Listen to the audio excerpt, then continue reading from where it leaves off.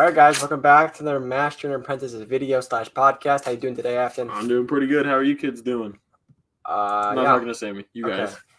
Today's video, we're going to just discussing. We've been doing a lot of what is the ATST, what is the LAT. We're going to do our first original trilogy vehicle, Empire favorite. What is the ATST? First of all, the ATST stands for the All-Terrain Scout Transport. It's manufactured with the Kuat drive yards. These were used by the Empire mainly as reconnaissance and troop support, cleaning up resistance and clearing paths for the AT-ATs. So they were agile and precise. Equipped with twin MS-4 blasters on the chin, one cheek-mounted 88i twin light blaster cannon, and one cheek-mounted DW3 concussion grenade launcher. Reinforced armor plates enveloped the control cabin, enclosing the two-person crew. We see it's only a two-person crew throughout all of Star Wars, so we know that for sure.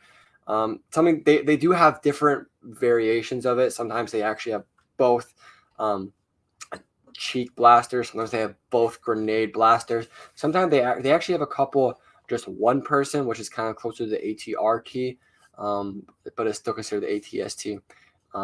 Yeah, you go ahead, Afton.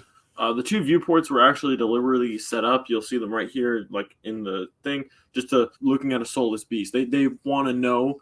They want at the time, the rebellion to realize there's not a person in there. That is a soulless thing they're staring at. No mercy will be given. That's what they wanted it to look like. The head rotates 240 degrees. So if you're looking this way, rotates all the way back and even around a little bit.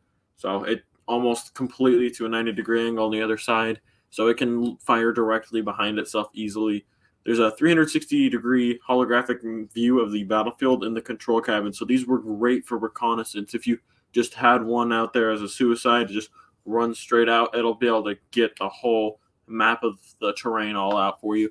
The ATST is heavily based on the AT-AT.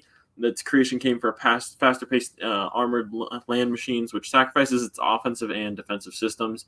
Basically, the armor doesn't cover the frame. There's minor different problems, but that's the point. They mass-produce these things so that they will be killed, but they'll do what they do properly. If you want to learn a little bit more about these and see the feel of these, sounds stupid, go play Battlefront 2. It is extremely accurate when it comes to these vehicles, in my opinion. I haven't tested recently, but it really, I remember playing. I haven't tested it in real life. I tested it in real life. No.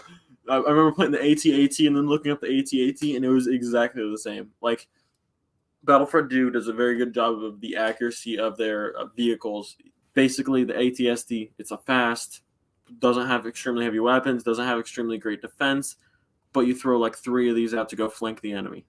Flank the enemy or clear the path for something bigger. It's usually, you see it through obviously the Battle of Hoth multiple times just in Star Wars, like Rebels. They're always paired, not always, they're often by themselves as well, but they're always paired with an AT-AT. They're a faster, smaller AT-AT. They're armored around, they have chin blasters, cheek blasters, and they're like the head of the AT-AT. They don't carry troops, right? And they're not as heavily armored.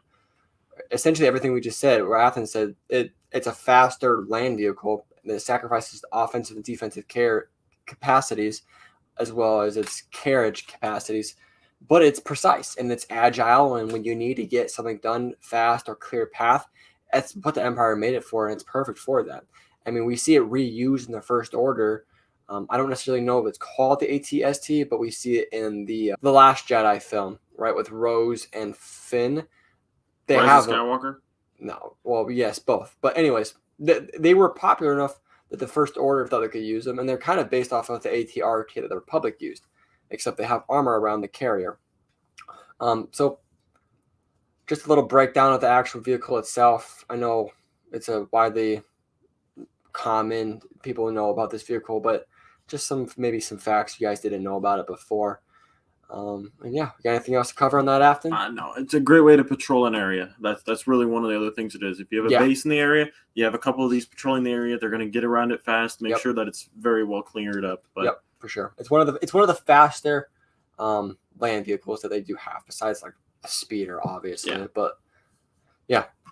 And so with that, I hope you guys enjoyed this. Don't forget that go ahead down and comment what you guys want to see for our next vehicle to cover what is series. If you're in podcast, same thing. Don't forget to comment. Don't forget to download, I think it is, and like. I don't know if podcast has like. And don't forget to subscribe. And with that, we hope you guys enjoyed this, and we'll see you guys in the next one. Peace.